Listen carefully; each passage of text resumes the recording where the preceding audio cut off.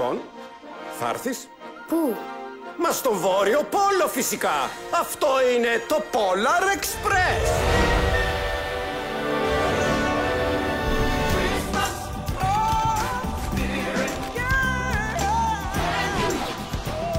Σταματήστε το τρένο! Το φρένο! Είσαι σίγουρη? Βγάλε μας από εδώ μέσα!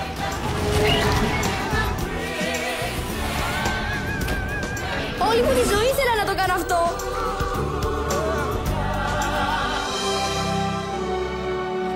Νάτος! Νάτος! Πού? Να θυμάσαι, το αληθινό πνεύμα των Χριστουγέννων βρίσκεται στην καρδιά σου. Καλά Χριστούγεννα!